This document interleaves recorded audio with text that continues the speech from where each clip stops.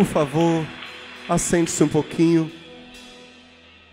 Os nossos convidados são muito bem-vindos. É um prazer, sempre é um prazer tê-los conosco. Que Deus os abençoe. Nesse Dia dos Pais, parabéns aos papais. Eu quase que sou pai. Parabéns aos papais, que Deus os abençoe ricamente. E aqueles que estão aí na fila, né? Tentativa, que Deus os abençoe com a bênção da paternidade. Tem a turma aí para casar, alguns querem ser como o pai Jacó. Que Deus os abençoe, em nome de Jesus. Amados, o nosso Deus é maravilhoso. A mensagem dessa noite, eu peço que você dê toda a atenção. Eu estou vendo que muita gente não está aqui hoje, muitos membros da igreja não estão aqui. Vários irmãos cujos cônjuges não são ainda cristãos não estão aqui. Então eu peço que você passe adiante as coisas que vai ouvir, além do que essa mensagem estará evidentemente no nosso canal daqui a pouco. Mas é algo que me tocou profundamente. Eu tenho absoluta certeza que você também, pela graça de Deus, será profundamente tocado e tocada nessa noite. E essa mensagem tem um título bem simples. Diga comigo, o Jesus do povo. O Jesus do povo. Em dezembro de 2016, recente, o Ministério Cristo para Todas as Nações, CEFAN, Christ for All Nations, realizou uma cruzada evangelística na cidade de Bobo-Dioulasso, em Burkina Faso, é um país que fica no noroeste do continente africano. Então, na cidade de Bobo-Dioulasso, agora em dezembro de 2006, Cristo para Todas as Nações fez uma cruzada evangelística. Antes de contar o que aconteceu, algumas coisas do que aconteceu tão recentemente nesta cruzada, onde Jesus está, milagres acontecem. Onde Jesus está, onde Jesus passeia, por onde Ele passa, entre as pessoas, coisas extraordinárias acontecem, como o que aconteceu durante a cruzada de Cristo para Todas as Nações, agora em dezembro, em Burkina Faso, ou Burkina Faso. Por exemplo, uma mulher muçulmana, que tinha sofrido dores crônicas em todo o corpo por 26 anos sem alívio. Quanto tempo? Meu Deus. Temos aqui alguém com 26 anos de idade, que possa se identificar, que não tenha... Pastor, eu sou tímido para falar da minha idade. Ah, Jéssica. Jéssica, levanta a mão aí de novo, por favor. A Jéssica, esposa do Felipe, tem 26 anos. Então, essa senhora muçulmana, desde quando a Jéssica nasceu até hoje, sofria dores crônicas em todo o seu corpo, sem alívio. E ela disse que durante a cruzada, enquanto Daniel Colenda, que era o evangelista, orava, ela sentiu a dor do seu corpo saindo completamente. Olha só, qual religião ela seguia? O Islã, muçulmana. O evangelista perguntou-lhe se ela sabia quem a havia curado. Ela deu um grito, ela disse: Jesus Cristo! Jesus Cristo me livrou de 26 anos de dor. Um homem completamente surdo, também nessa cruzada. Já fazia 12 anos surdo. Foi completamente curado. Uma mulher com câncer doloroso, câncer de mama, foi completamente curada. A massa rígida no seu seio, enquanto havia oração pela cura, simplesmente desapareceu do seio direito. E a dor se foi completamente. Um homem deu testemunho de que foi curado, depois de 14 anos de violentas dores no estômago que o debilitavam. 14 anos de dor. Olha só, ele disse que tinha ido aos médicos no seu país, Burkina Faso, foi até para Paris, a língua oficial, uma das línguas oficiais daquele país africano é francês. Foi para Paris, mas ninguém em 14 anos tinha conseguido curá-lo, evidentemente. No dia 2 de dezembro do ano passado, durante a oração, toda a sua dor desapareceu, ele foi totalmente curado. O detalhe é que Daniel Colenda, de Cristo para Todas as Nações, evangelista, não sabia, é que esse senhor também era muçulmano.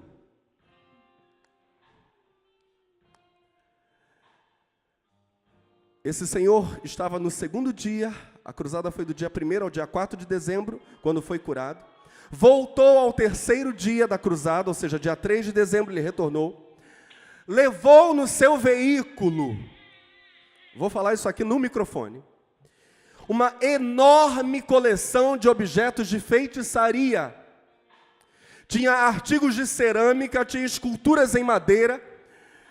Pegou tudo aquilo da sua casa, colocou no carro para levar para os tonéis da cruzada, onde a equipe de Cristo para Todas as Nações toca fogo em todos os objetos mágicos que o povo leva. Esse homem levou tudo aquilo, ele chama aquilo de juju, no seu dialeto é juju, pegou toda a sua juju, porque ele queria que a juju fosse embora da sua vida. Nesse mesmo dia 3 de dezembro do ano passado, depois da pregação do Evangelho, esse homem orou, recebeu a Cristo como Salvador e disse para todas as pessoas ouvirem que além de curado de 14 anos de dores estomacais, ele estava completamente livre da juju e fala dele: fui lavado pelo sangue de Jesus. Fui lavado. Jesus Cristo me libertou. Uma menininha de 8 anos foi levada à frente durante a cruzada. Já fazia 6 anos que ela não falava.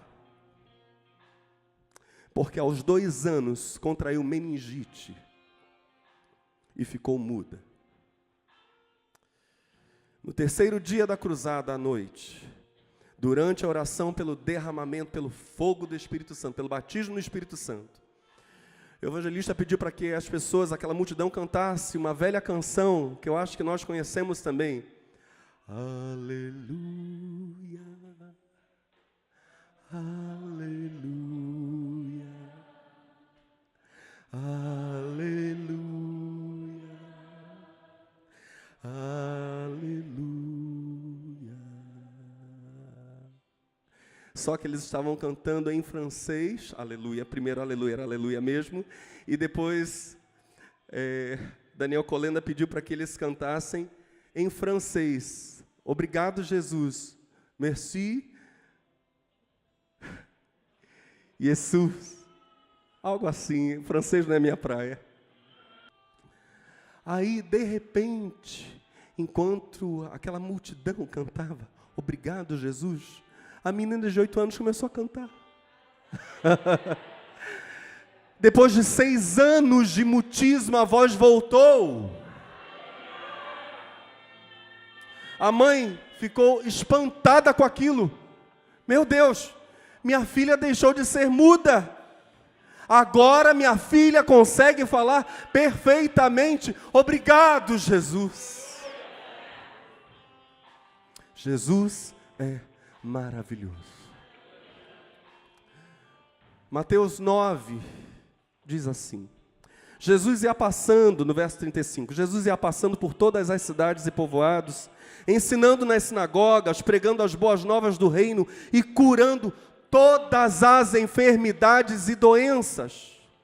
Ao ver as multidões, teve compaixão delas, porque estavam aflitas e desamparadas como ovelhas sem pastor. Então disse aos seus discípulos: a colheita é grande, mas os trabalhadores são poucos. Peçam, pois, ao Senhor da colheita que envie trabalhadores para a sua colheita, a sua seara, dependendo da tradução.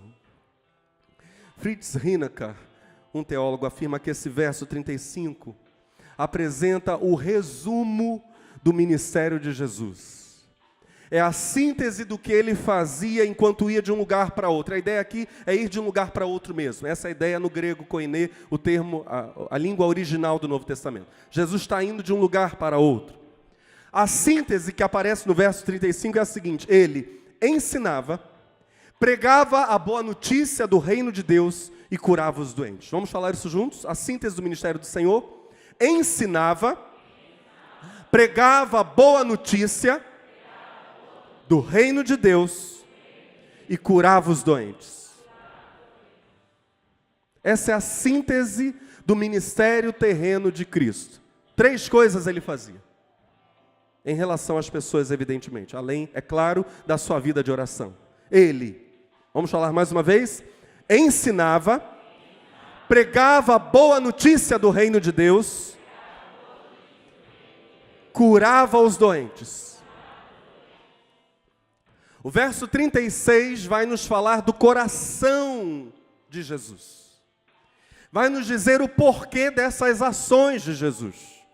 Porque o ministério dele andou nessas 3 esferas: ensino, pregação e cura. O verso 36 diz: ao ver as multidões, Jesus teve esplankniste, em grego. Teve compaixão, ficou cheio de compaixão, cheio de ternura. Ternura pelas multidões, diga ternura. Esse texto vai dizer para nós qual é o coração, olha só, e eu vou usar essa expressão propositalmente. O coração do reino de Deus, qual é? Nesse verso 36 de Mateus capítulo 9. O coração do reino de Deus é o amor. É fácil de guardar isso. Porque o coração do reino é o nosso amado, amado porque muito do que se prega hoje em várias igrejas evangélicas, cristãs evangélicas, tem a ver com esse estudioso alemão chamado Karl Barth.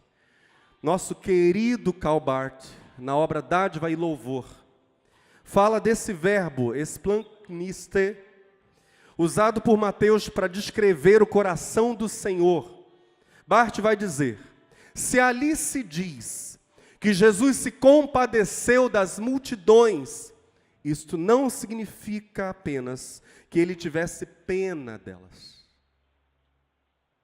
Interessante que há versões em língua portuguesa que talvez por falta de termos mais apropriados para traduzirem a expressão grega, dizem justamente isso, que Jesus sentiu pena. Mas, prossegue Karl Barth, a expressão usada no Novo Testamento grego é muito, muito forte.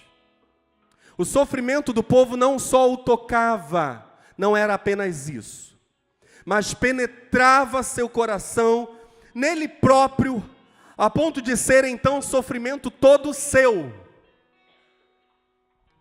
passando a ser muito mais intensamente sofrimento de Jesus do que sofrimento do povo.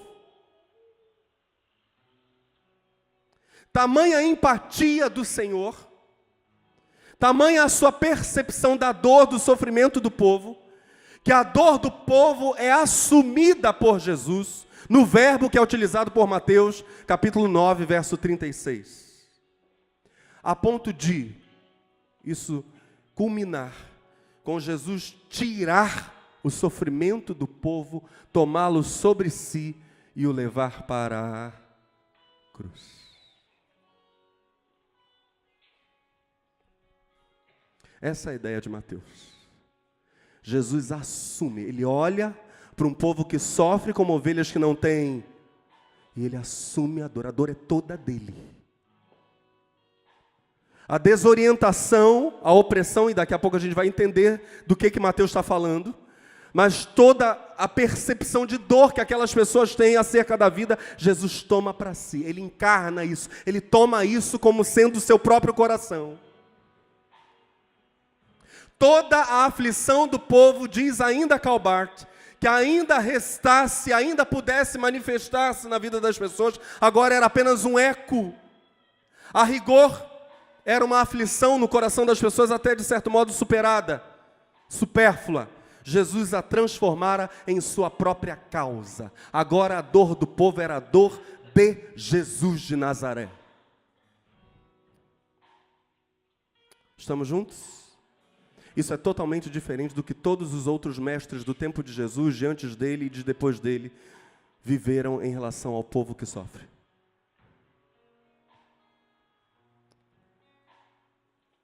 A minha dor é dor dele. E a sua também. Amém? Esse é Jesus. Isso é totalmente diferente dos demais mestres do tempo de Jesus, dos mestres do nosso tempo. Jesus não se ocupa dos sofrimentos das pessoas exteriormente, não é essa a ideia. Ele não é apenas alguém que dá conselhos, que dá remédios paliativos, não é isso que o Evangelho diz. Jesus assume o sofrimento do povo como seu sofrimento, ele faz do sofrimento do outro seu próprio sofrimento, ele tira a dor do ombro do outro, toma a dor nos seus próprios ombros em forma de cruz. E isso está até no significado do nome Jesus, pois que o nome Jesus significa Deus salva, ou Deus é salvador. E Deus salva de modo integral. Amém? Deus salva integralmente. Deus se empenha inteiramente nessa obra de salvação. Deus nos salva deste modo em Jesus, seu próprio Filho. E isso, dizem os evangelhos, é a própria chegada do reino de Deus. O reino de Deus chegou. O reino é essa esfera, essa dimensão, é esse território em que Deus reina. Em Jesus, Deus reina sobre o mal, Deus reina sobre o sofrimento. E em última análise, nós sabemos que todo o sofrimento decorre do pecado, ainda que não diretamente. Mas se não houvesse a entrada do pecado no mundo, não haveria sofrimento. Então, em última análise, todo o sofrimento é derivado do pecado. Se a gente voltar no tempo até o Éden, vamos chegar na entrada do pecado no mundo. Jesus é o reino que vem, além de ser o rei desse reino, que ele e seu Pai compartilham com uma característica, com amor, ou em amor. O reino do Senhor é um reino de amor. E o coração do reino de Deus é o amor. Jesus vai dizer abertamente que o reino chegou na pessoa dele. Em Lucas 11, verso 20, ele diz: mas se eu expulso os demônios pelo dedo de Deus, certamente a vós é chegado o reino de Deus. Se eu mando o mal embora, os demônios se vão. Se eu faço essas coisas como manifestação do próprio dedo de Deus, é claro que o reino chegou. Chegou onde? Chegou por meio de quem? Por meio de Jesus. Na pessoa de Jesus, Deus reina sobre toda a existência humana. Em Cristo, Deus é Rei. Estamos juntos no pensamento? Aleluia. Em Cristo, Deus é Rei. E com isso, concorda uma das declarações doutrinárias, é um dos dogmas do cristianismo, que fala da indivisibilidade do agir da Trindade para fora de si. Ou seja, como a Trindade divina, Deus Pai, Deus Filho, Deus Espírito Santo, se relaciona com tudo aquilo fora dela mesma, fora da Trindade. Como é a maneira pela qual a Trindade se relaciona com tudo fora dela. E o dogma está em latim. O dogma diz assim: opera Trinitatis ad intra sunt divisa. Opera Trinitatis ad extra sunt indivisa. O que é isso? Os trabalhos internos da Trindade são divididos, ou seja, é claro nos relacionamentos da Trindade dentro dela mesma, do Pai com o Filho, do Filho com o Pai, do Pai com o Espírito, do Espírito com o Pai, do Espírito com o Filho, do Filho com o Espírito. Nessas relações internas da Trindade, tudo é bem dividido, bem claro. Entretanto, o dogma que eu acabei de citar para vocês, dogma cristão, diz também que os trabalhos externos da Trindade são indivisíveis. Quando a Trindade se relaciona com tudo fora dela mesma, não é muito claro para nós definir qual pessoa está agindo ou até onde é tal pessoa agindo. Por exemplo, nós podemos dizer que Jesus Cristo é o Salvador do mundo, amém? Mas só podemos dizê-lo porque Jesus Cristo vem como Salvador, enviado pelo Pai e fortalecido pelo Espírito. Ou seja, as pessoas da Trindade estão agindo juntas. Não é tão claro assim para nós separar esses limites. Isso é um dogma cristão. Cristo é rei e o território do reino de seu Pai ao mesmo tempo. O Pai é rei no Filho, o Pai é rei sobre toda a terra no Filho. É a Trindade para fora de si, misturada, agindo toda ela a nosso favor. Tudo que podemos dizer sobre o lugar em que Deus reina, nós também podemos dizer sobre Jesus Cristo.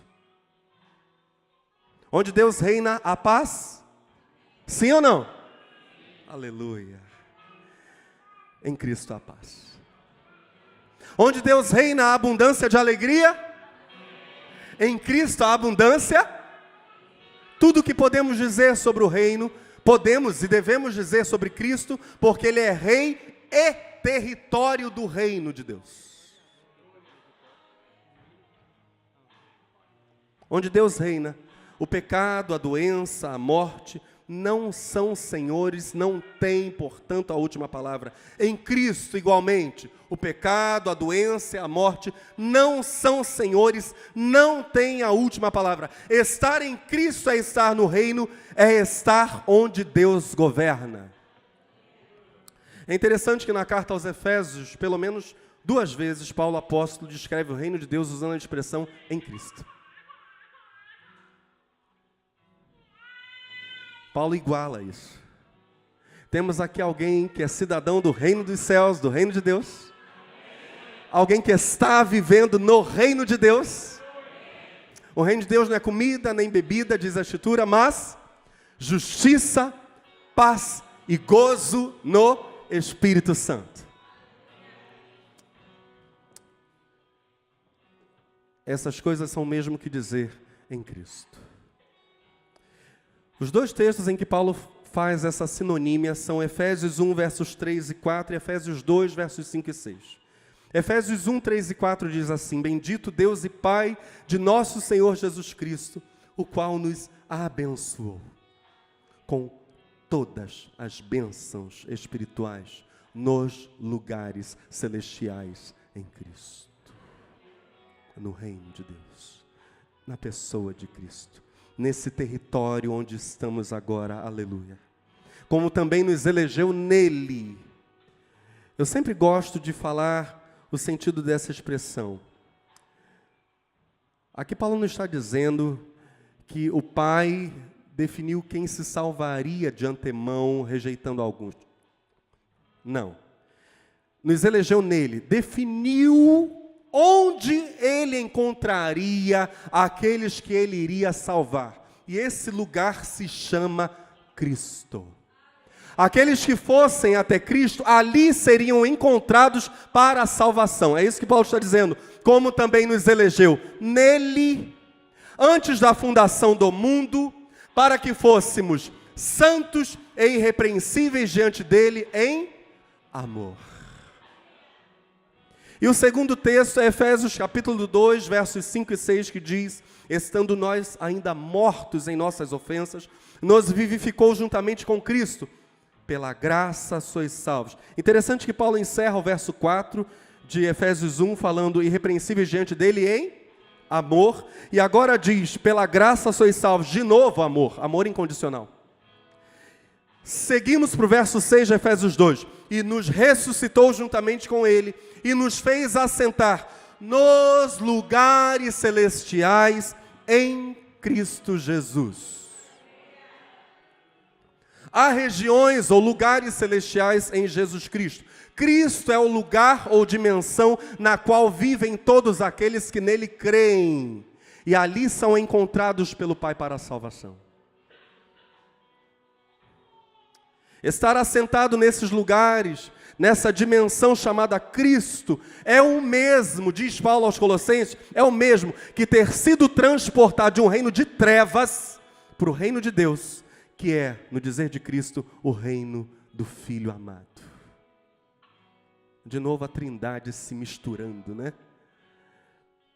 Colossenses 1, versos 12 e 13, leio a partir da segunda palavra do verso 12. Graças ao Pai, que nos fez idôneos para participar da herança dos santos na luz. Vamos falar isso juntos, amados? Diga comigo, graças ao Pai, que nos fez dignos para participar da herança dos santos na luz.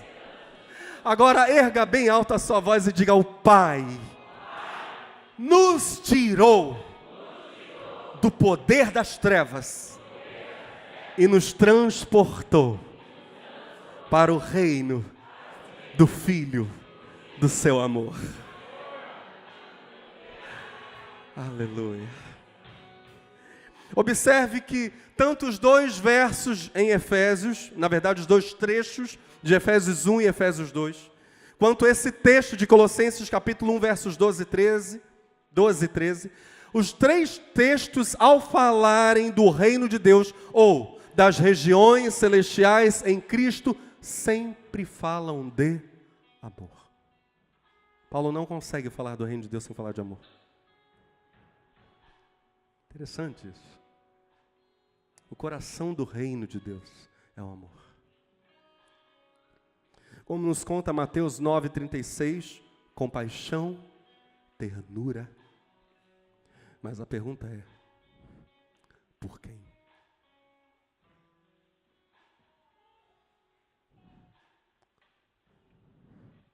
Jesus sente compaixão, ele fica tomado de compaixão, de ternura. Ele assume completamente a dor dos que sofrem. Mas a pergunta é, quem são essas pessoas? De novo, nós precisamos ir para o original grego, em Mateus 9,36. Porque para falar as multidões, como aparece traduzido nas nossas Bíblias, na maioria das Bíblias, o evangelista Mateus utiliza tous óculos. Tous óculos. Na teologia alemã vai se falar sobre folk. Há uma palavrinha que nós conhecemos que começa com folk. Volkswagen. Volkswagen. Estava brincando com os meus filhos, perguntando para eles qual é a maior empresa de automóveis do mundo. É a Volkswagen. E um dos dois fundadores da Volkswagen é Adolf Hitler.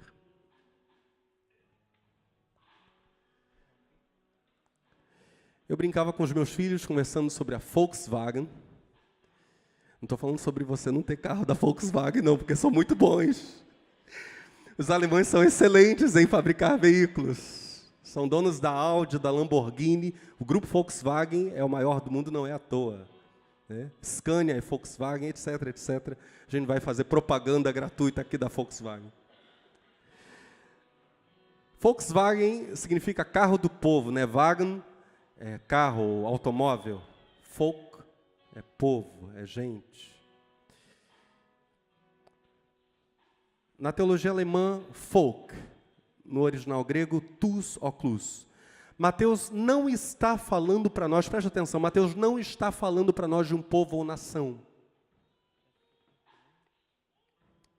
Vendo ele as multidões, idon de tous óculos, em grego.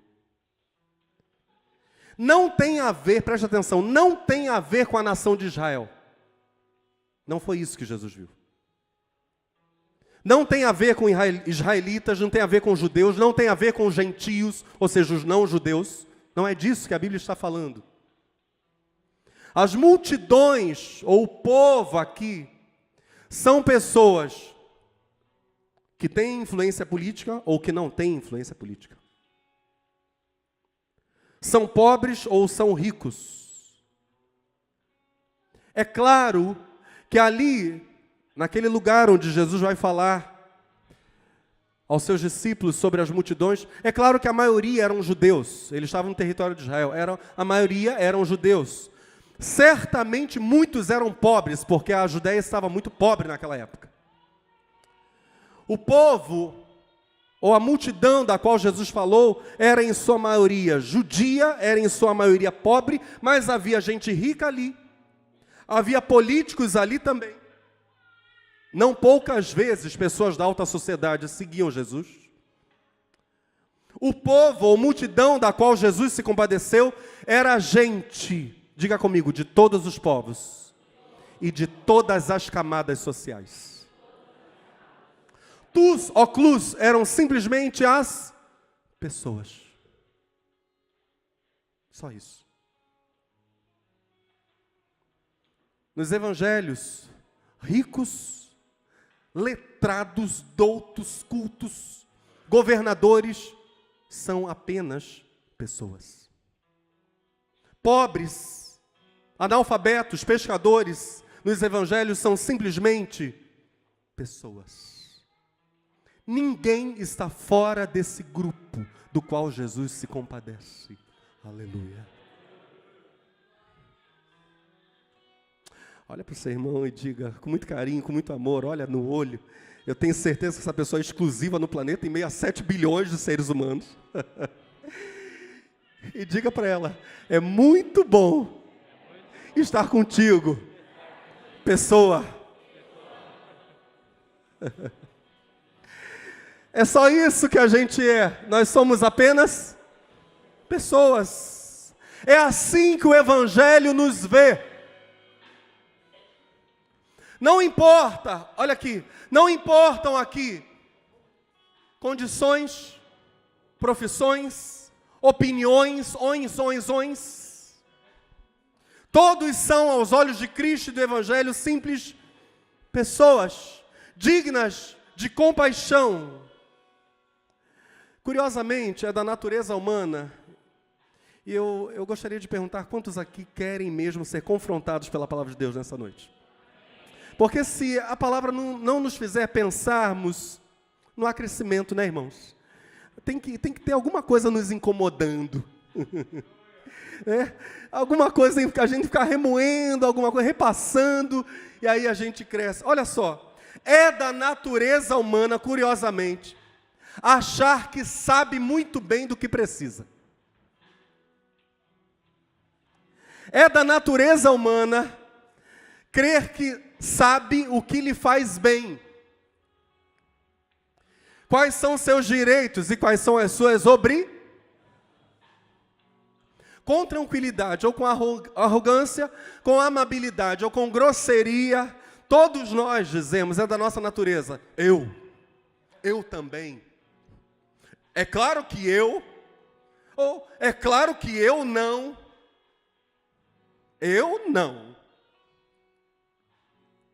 É da nossa natureza. Essa afirmação de nós mesmos. E é nessa afirmação, olha só, é nessa afirmação de nós mesmos, natural, comum a todos nós, pessoas humanas, que nós acabamos sendo todos essencialmente iguais. A gente acaba se igualando, é assim mesmo, na essência é tudo ser humano, é tudo pessoa. Esse brado generalizado, e aí a gente se torna de novo, no dizer dos evangelhos, povo, multidão, como diz a Escritura em outros trechos, rebanho. O que acontece, por exemplo, e aqui eu faço referência a um programa, não sei se ainda existe, acho que não. Mas o que acontece, por exemplo, eu vou pedir para você responder aí, quando Para jovens e adultos, uma pessoa começa a fazer aviãozinhos de notas de R$100 e joga esses aviãozinhos. O que acontece, hein? A única coisa que a gente vê no momento desse é que, gente, é tudo igual. É tudo pessoa. Eu lembro quando eu era criança, tinha um costume, não sei se ainda existe isso, de nas festinhas de aniversário, encher-se um balão, bem grandão, com bala, com pirulito, com chiclete, e alguém tinha que estourar aquele balão. Teve isso ontem. Isso já está ultrapassado, né? Mas vocês estão rindo. Tem muita gente aqui que é dessa época. Quem participou de festinha que tinha isso aí? Ah, olha lá. Já estavam me deixando sozinho. E as famosas balinhas de coco. Em toda a festa infantil. O que acontecia numa festinha até com a criança comportada, quando alguém ia lá e, furava o balão? É tudo gente, né? Pessoas. Nós somos essencialmente iguais, apesar de sermos tão diferentes. Somos simplesmente pessoas. E aqui a ideia não é negativa, não é pejorativa, ela é apenas inclusiva. Somos pessoas. Nietzsche soa negativo ao dizer o seguinte: contemple o rebanho como passa pastando por você. Esse filósofo, bem crítico, é verdade, possivelmente está falando isso de um modo pejorativo. O detalhe é que só a gente não pode esquecer, nem o próprio Nietzsche poderia esquecer, que ele também é parte, e que todos nós somos parte do rebanho. Nos evangelhos, Jesus se compadece simplesmente das pessoas. O rebanho humano. Que se amontoa, que se acotovela, quando está vendo Jesus passar e precisa de cura e precisa de um milagre. Não é assim nos evangelhos? Todo mundo se amontoando, todo mundo quer tocar no Senhor, todo mundo está precisando de algo, apenas gente, apenas pessoas. Simplesmente pessoas. Mas aí você deve estar perguntando já a essa altura do campeonato: pastor, qual a importância dessa afirmação em Mateus 9, verso 36, tous oclus, gente, pessoas, multidão, seres que essencialmente são os mesmos. Há alguns fatos muito importantes que nós precisamos considerar aí. Estamos juntos? Diga comigo: Jesus está do lado. Olha para o seu irmão e diga: Jesus está do lado das pessoas. Jesus está do lado das pessoas. O Senhor está absolutamente ligado às pessoas. Elas não apenas vão ao encontro dele nos evangelhos. Ele vai ao encontro delas e diz: vinde a mim. Ele entende. Eu gostaria que você não se desligasse. Pastor, meu tempo de atenção já acabou, mas o Espírito Santo ainda tem mais para nos falar. A mensagem ainda vai chegar ao final, ainda não chegou. Estamos quase do meio para o fim do caminho. Eu preciso que você ainda coma essa comida boa que vem do céu. Aliás, meus irmãos, eis uma coisa da qual necessitamos demais dos nossos dias. É pararmos para comer a palavra de Deus. Há uma crise de palavra, há inanição por toda parte. Então precisamos parar e comer. Amém? Amém. Aleluia. Então vamos adiante. O Senhor está absolutamente ligado às... Ele entende a si mesmo, olha só, como o anseio maior de todas as pessoas. Ele as reúne para que elas o ouçam. Ele vai para o monte para que elas o ouçam. Ele vai para a beira-mar para que elas o ouçam. E parece que, na visão dele, na verdade fica evidente para nós, ele sabe que não há nada melhor para as pessoas que parar para ouvi-lo. Ele chega a dizer isso para Marta, quando ele vai à casa de Marta, Maria e Lázaro. E Marta está lá cuidando dos afazeres, está querendo ser prendada, moça prendada, e Maria está lá aos pés do Senhor, parada para ouvir. E Jesus olha para Marta e diz: Marta, Marta, porque Marta chega ao cúmulo de chegar para Jesus e dizer: Senhor, eu estou aqui correndo de um lado para o outro, que nem a barata toda, tem 1 milhão de coisas para fazer, Maria está aí bonitinha, né? Livre, leve e solta, sentada, sei lá, aos teus pés, ouvindo a mensagem, manda essa menina vir aqui me ajudar, Jesus. E Jesus diz: ô garota, Maria escolheu a melhor parte, você está aí ansiosa, afadigada com 1 milhão de coisas, Maria escolheu a melhor parte que não lhe será tirada. Então Jesus tinha plena consciência de que não havia nada melhor, e não há, para as pessoas que pararem para ouvi-lo, que tocá-lo, que serem tocadas por ele. É justamente isso que ele quer. Ele quer estar com elas. A Bíblia diz que Jesus frequentemente se isolava para fazer uma coisa: orar. A Bíblia é clara sobre isso. E passou a noite orando, diz a Escritura, e depois saiu e escolheu 12 apóstolos para andarem com ele. A pergunta é: em favor de quem ele ora? Por quem é que ele vai para o deserto, para a solidão? Por quem? O verso 36 de Mateus 9 diz que ele teve, diga comigo, compaixão. Ele teve compaixão porque elas, as ovelhas, as pessoas, estavam exaustas. Presta atenção. O original grego pode ser traduzido por, também, esfoladas. Ou seja, tinha-lhe sido tirado o couro. Era gente esfolada. Nos papiros, esse termo que está traduzido em várias Bíblias por exaustas, é usado com o sentido de afligir, de molestar, de trazer preocupação, de perturbar. O povo estava assim. Então o povo estava aflito, o povo estava molesto, o povo estava preocupado, perturbado.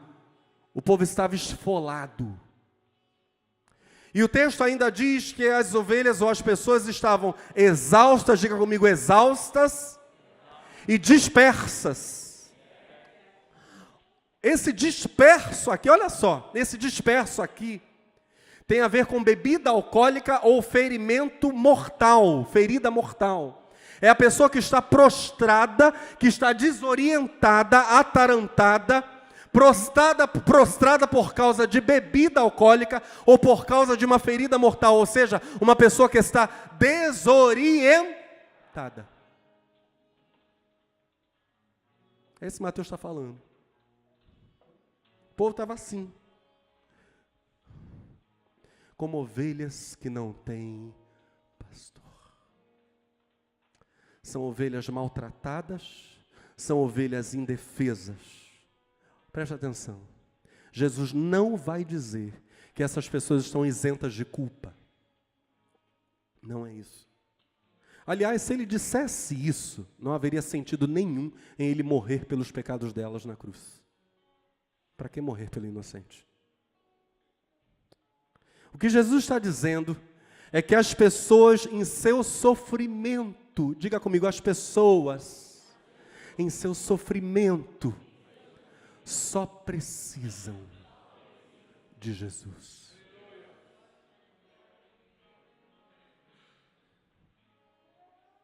E ele não pouparia esforços para resgatar as pessoas. João capítulo 10, verso 10 em diante. O ladrão vem para roubar, matar e destruir. O que ele diz, o Senhor? Eu, porém, venho para dar vida e vida em abundância. Aleluia. Vamos ouvir ainda a fala do Senhor. Eu sou o bom pastor. E o bom pastor dá a sua vida pelas ovelhas. O empregado, que é pago para guardar as ovelhas, é diferente do pastor. As ovelhas são do pastor e não do empregado. Quando o empregado vê o lobo, foge e deixa as ovelhas sozinhas. Então o lobo vem, ataca e espalha as ovelhas. Ele foge, o empregado, porque só é pago para tomar conta das ovelhas e não se importa realmente com elas.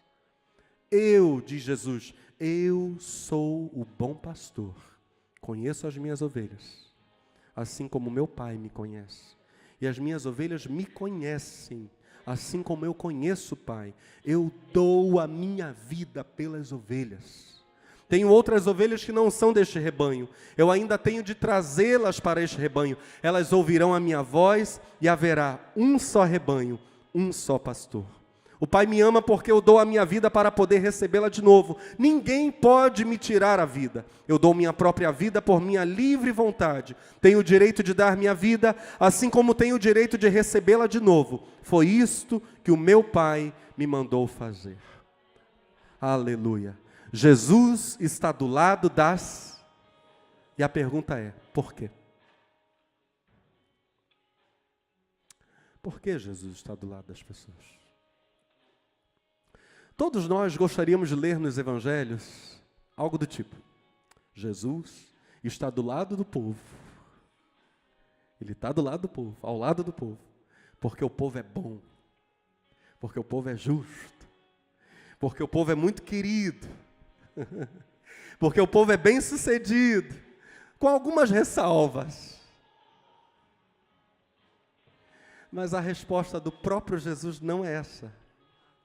Não é do feitio de Jesus, não é do estilo de Jesus acusar o povo, do modo como ele fez, por exemplo, abertamente acerca dos religiosos. Ai de vós, escribas e fariseus. Jesus sabe que o povo mais tarde, ele sabe que o povo mais tarde vai pedir a crucificação. Qual vai ser o grito do povo diante de Pilatos? Crucifica-o. Jesus sabe disso. O povo vai ser atiçado pelos religiosos e Pilatos vai achar que ao entregar Jesus para ser crucificado, Pilatos vai achar que ele estará atendendo à vontade do povo, fazendo um favor para o povo. Em Mateus 9:36, Jesus não coloca em questão se o povo é bom ou mau, se é justo ou injusto. Nesse mesmo capítulo 9, alguns versos anteriores, a gente lê, dos versos 11 a 13 desse capítulo 9, as seguintes palavras: os fariseus, vendo isto, disseram aos seus discípulos: por que come o vosso mestre com os publicanos e pecadores? Diga comigo, os cobradores de impostos, os pecadores. Então Jesus comia com essa turma. Verso 12, Jesus, porém, ouvindo, disse-lhes: não necessitam de médico os sãos, mas sim os doentes. E de porém, aprendei o que significa misericórdia quero e não sacrifício, porque eu não vim a chamar os justos, mas os pecadores ao arrependimento. Claramente, ele não está do lado daqueles homens porque eles são justos. Por que Jesus está do lado das pessoas ou ao lado delas? Simplesmente, diz a Bíblia, por causa da situação em que elas estão.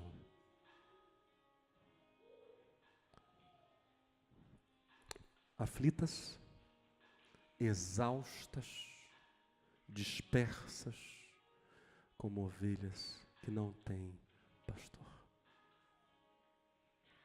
Na verdade, elas têm pastores que não são pastores de verdade. Israel tinha a sua liderança religiosa, eram lobos. Qualquer semelhança é mera coincidência com o que a gente tem visto nos nossos dias.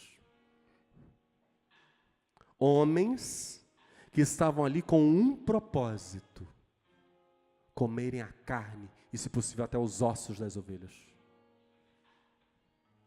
Aliás, essa palavra de Jesus, eram como ovelhas sem pastor, é uma claríssima referência a uma profecia de Ezequiel. Ezequiel capítulo 34, o problema não era de agora, não era da época de Jesus. Ezequiel 34, de 2 a 6, diz assim, olha só: filho do homem, profetiza contra os pastores de Israel. Contra quem?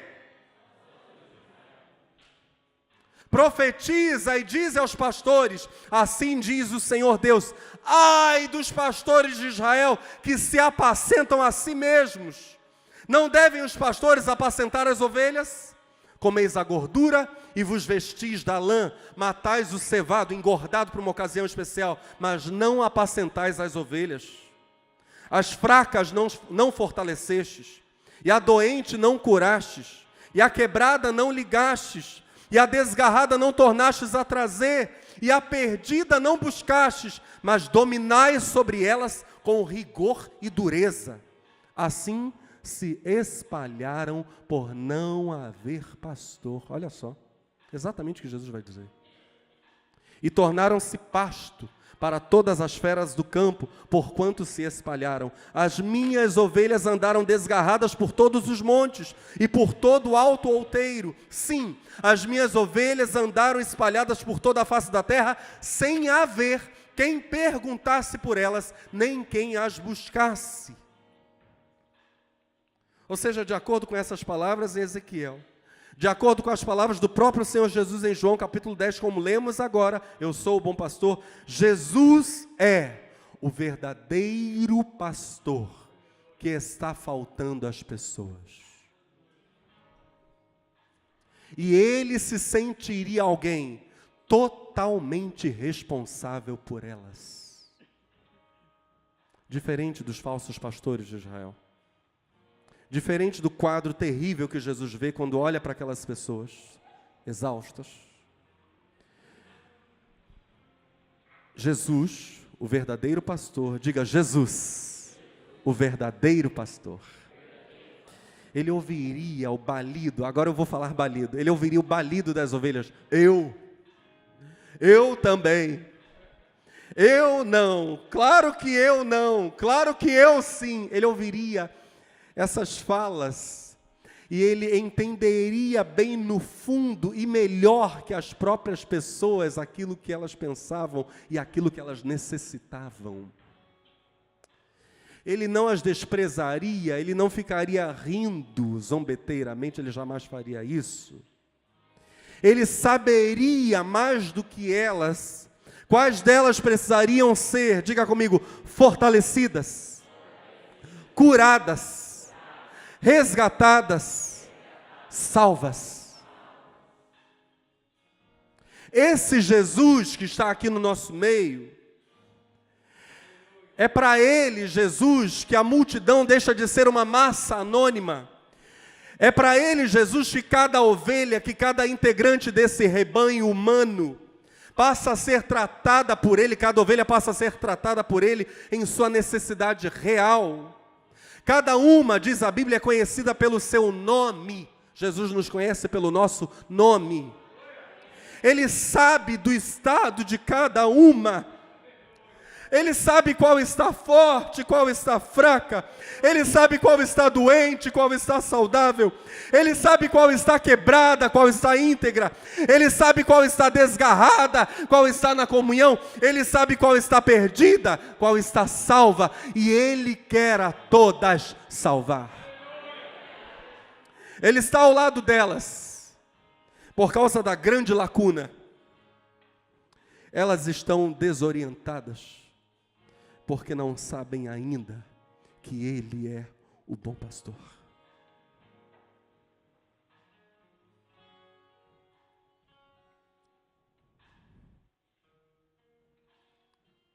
Mas essa é a natureza dele. Jesus é, por natureza, o bom pastor. E essa é a natureza humana. Nós somos pessoas, e como pessoas, iguais, rebanho. E Jesus quer nos apacentar. Jesus é a cabeça de que o corpo necessita. É o pastor de que os homens precisam. Interessante, eu disse a vocês que não só elas querem estar ao lado dele, mas ele também ao lado delas. E elas querem estar ao lado elas querem estar ao lado dele, porque lá no fundo, elas percebem que ele tem todas as condições de ser o dono delas. Ainda que por vezes elas não saibam disso. E aí nós entramos no final da mensagem. Mateus 9, versos 37 e 38, Jesus olha para os discípulos. Temos algum discípulo de Jesus aqui nessa noite? Aleluia, aleluia. Ouça. Ele olha para os discípulos. Em Mateus 9, verso 37 diz: a colheita é grande, mas os trabalhadores são poucos. Peçam ao Senhor da colheita que envie trabalhadores para a sua colheita. Peçam.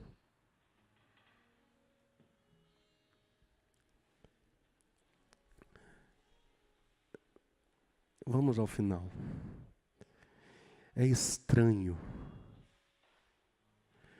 que mesmo Jesus não estando alheio, ele sabe do povo, ele sabe como vive o povo. Mesmo Jesus não estando alheio ao pecado, à perversão, à miséria, à maldade do povo, queria gritar: crucificam. É estranho que olhando para o povo e olhando para os discípulos, ele não diz, o pecado é grande. É estranho. É claro que o pecado, quando as pessoas não têm um pastor, Jesus, é claro que o pecado é efervescente. É claro que essas pessoas estavam vivendo com maldades, com perversidades. É claro que sim.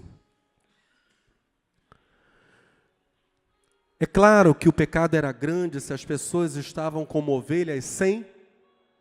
É claro. Mas Jesus olha para os discípulos e diz: a seara, a colheita é grande. Já que as pessoas, no dizer de Jesus, estão exaustas, estão dispersas, estão cansadas. Eu faço uma pergunta no final da mensagem a você. Haveria alguma diferença entre os nossos dias e esses dias de Jesus em Mateus 9? Será que os nossos dias são dias de menos maldade que aqueles? De menos perversão que aqueles dias? De menos desorientação, de menos caos? Jesus olha para o caos e vê, além de algo caótico, uma realidade promissora. A pergunta de Jesus para nós no final dessa mensagem é a seguinte: Pibaua, o que você vê?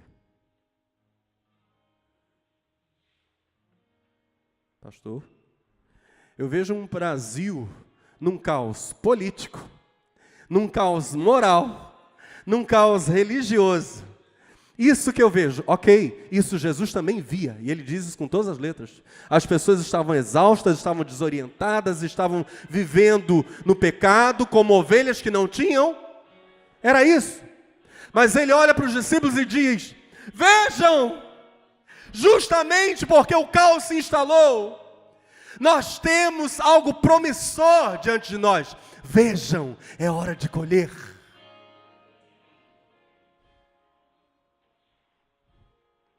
Satanás quer encher a visão dos crentes brasileiros de negativismo.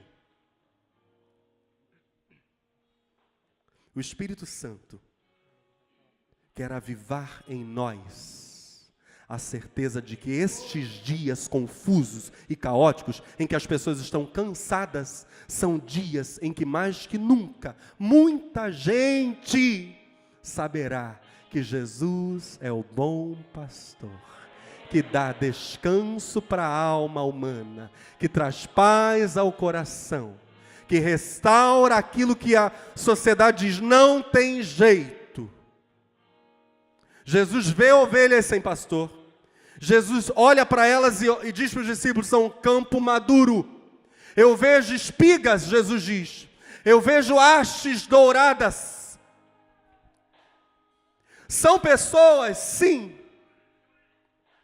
São pessoas que serão tocadas pelo poder de Deus, fluindo através da vida de outras pessoas, os discípulos. Jesus olha para os discípulos e diz: peçam, pois, ao Senhor da colheita, que envie trabalhadores para a colheita. Os discípulos sabem duas verdades. Primeiro, que Jesus é o bom. E agora eles têm que saber uma coisa: a esperança.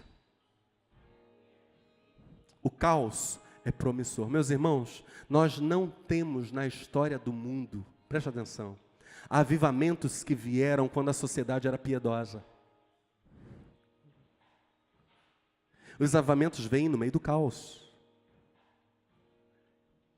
Porque as pessoas já estão cansadas. Já estão exaustas. Já descobriram que a alegria do mundo é extremamente Meu Deus.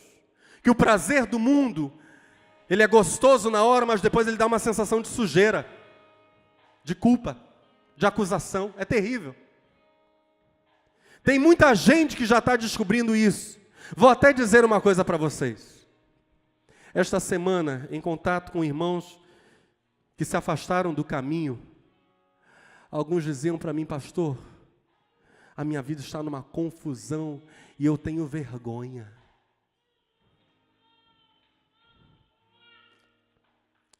Mas que voltem, que o acusador seja lançado fora em nome de Jesus, e que o caos dê lugar a dias de muita unção, de muito refrigério.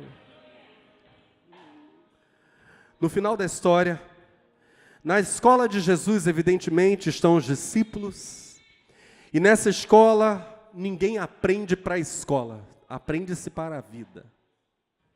Aprende-se para contar aos outros que eles não precisam continuar no seu estado de perversão, miséria, porque Jesus está aí e Ele é o bom pastor.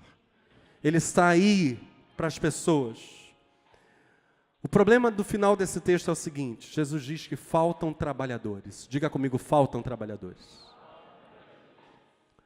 De acordo com Mateus 13, curiosamente o Senhor da seara, o dono do mundo, o rei do reino de Deus, não é outro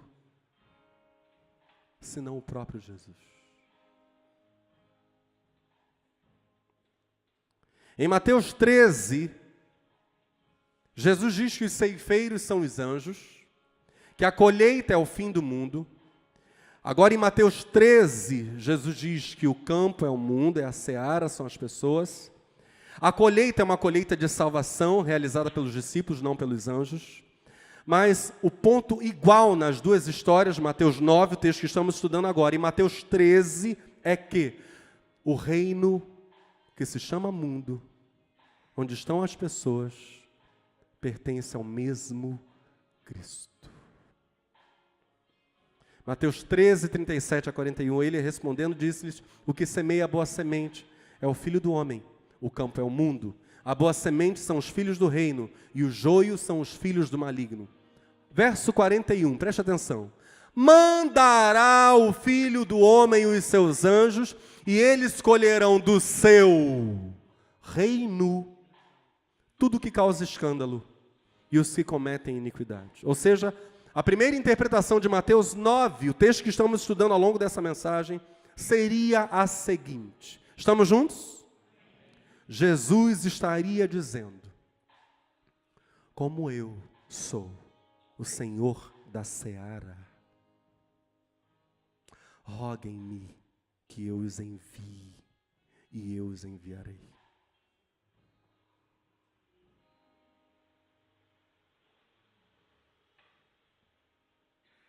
Naturalmente, nós olhamos para a fala de Jesus em Mateus 9 e pensamos que ele está fazendo uma referência direta ao Pai.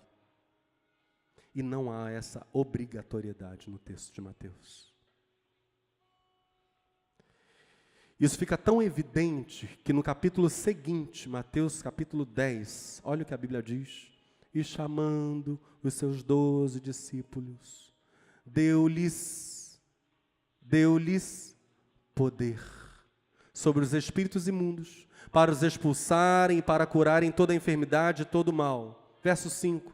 Jesus enviou estes 12 e lhes ordenou, dizendo: não ireis pelo caminho dos gentios, nem entrareis em cidade de samaritanos, mas ide diante as ovelhas perdidas da casa de Israel, e indo, pregai dizendo: é chegado o reino dos céus. Curai os enfermos, limpai os leprosos, ressuscitai os mortos, expulsai os demônios. De graça recebestes, de graça dai. Quem enviou os 12? Jesus. Mas Jesus faz isso, olha só, no capítulo 9 ele não os envia. Ele diz: peçam ao Senhor da seara que envie ceifeiros. Ele fala de modo indireto aqui. Sabe por quê? Porque eles precisavam adquirir o coração do Senhor. Jesus não queria simplesmente enviá-los.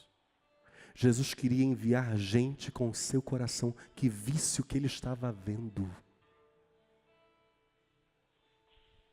Um povo sofrido, um povo sem rumo, um povo no caos, que precisava conhecer o bom pastor. É isso que Jesus está falando para nós hoje. Para mim, para você. Erga os olhos. Olha nesse caos a grande oportunidade para uma tremenda colheita de salvação no Brasil. Olha para esse caos e diga: Senhor, faz o que o Senhor falou em Mateus capítulo 9. As ovelhas cansadas, exaustas, desorientadas, massacradas, baratinadas. Senhor, eis-me aqui, envia-me a mim, usa-me para a restauração de muitas vidas. E o Senhor vai fazer, porque este é um tempo de grande colheita. Por favor, fique de pé no seu lugar.